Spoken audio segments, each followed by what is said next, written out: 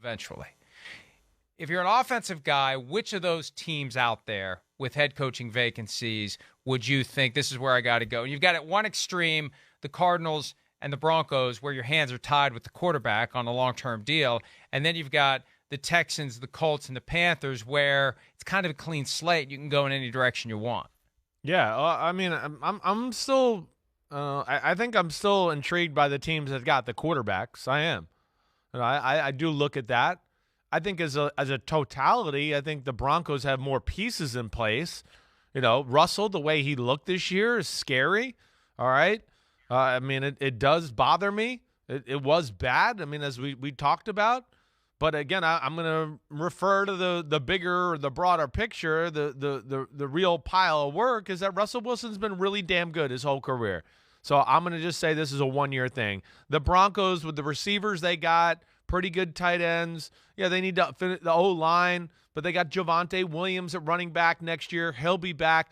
I think as an offensive coach, I would still lean towards that, knowing that, yeah, Russell Wilson, and that's going to be a little bit of a project, rebuilding his confidence and getting him back on track.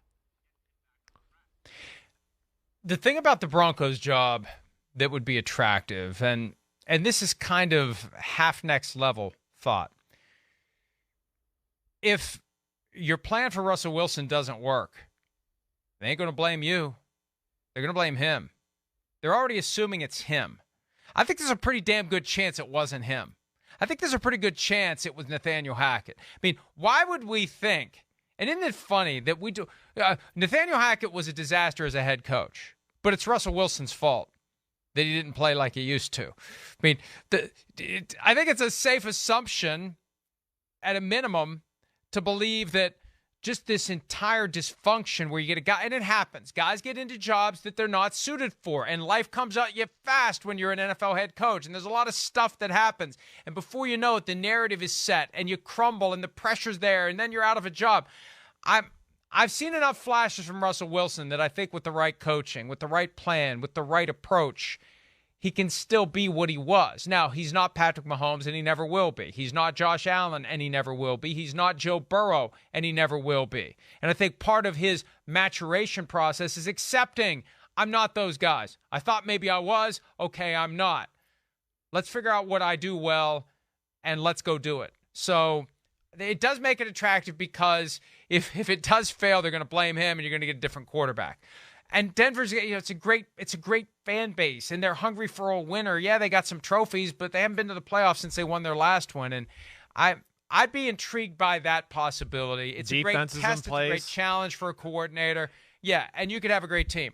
But I also like the idea of being able to go get my own guy. The question is, in Indianapolis, in Houston, in Carolina, how much are they going to let me get my own guy? Because there's already general managers in place. I think that's why there's a chance Sean Payton ends up waiting until next year, because all these teams have general managers in place that are trying to protect their turf, whether they realize it or not.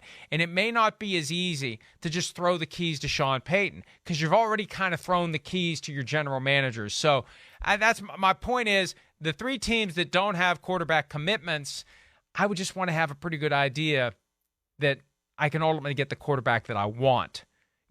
Coaches show up at these interviews with their staff already put together. At least the staff they would try their damnedest to go get. And most of them, they already know they're going to get them. I almost feel like you need to go to these meetings with the quarterback. Your proposal and kind of a wink, wink, nod, nod. I know I can get this guy, and it's not tampering because I'm currently not working for anybody. I've spoken to this guy, and I think he'll sign with us. If this is the contract we'll pay him, this is the quarterback I deliver. I'd almost want to have that. I'd want to know that I'm getting the quarterback I want before I take one of those other jobs. Yeah, I mean, that would be nice, sure. I mean, yeah, I don't know if they can get far enough down the road with these quarterbacks, and the quarterbacks will talk enough, to other teams and know where they're at or whatever. Sean Payton, I mean, yeah, he could probably pull that off with some of the guys that might be available that we know right now. But, I don't know if anybody else is going to be able to pull that off for sure.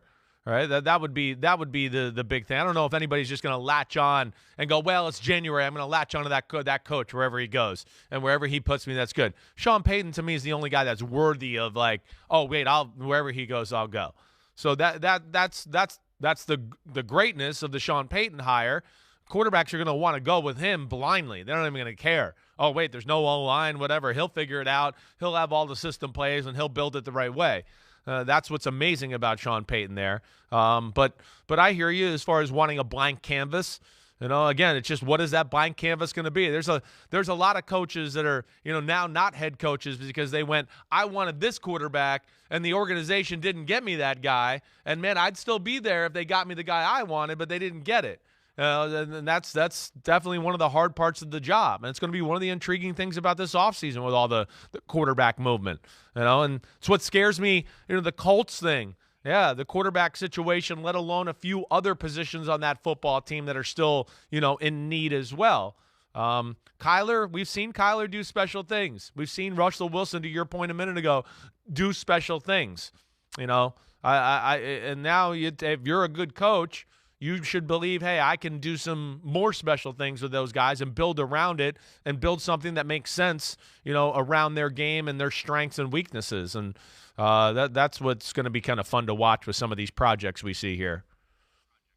The problem with the Cardinals is you don't know when Kyler Murray's going to be healthy. I remember right after he got injured, ESPN was like, oh, he'll be ready to go week one. I hate putting that kind of expectation on a player. And then more restrained reports came out later about, and it was Cliff Kingsbury himself who said there's a good chance he's not going to be ready week one. That was before Cliff Kingsbury was told he won't be there week one, definitely. But it's kind of like scholarship year both in Denver and in Arizona. Because in Denver, hey, let's try to fix Russell. And if it doesn't work, 2024, we can move on and we get another quarterback. With Kyler, we're not going to have 100% Kyler until 2024. Let's just do what we can this year. I'm really not on the clock. I'm really not being graded on this. This isn't going to be on the test because we're going to start the season with whoever potentially and then pivot to Kyler Murray at some point, knowing he's not going to be able to run like he used to until 2024. So it kind of, from a stability standpoint, it makes it attractive because it gives you a year to kind of get your feet wet and get things under control because you really don't know that Kyler's going to be Kyler until 24. Hi, I'm Mike Tirico, and thanks for watching. Make sure to hit subscribe for the latest news and highlights from NBC Sports.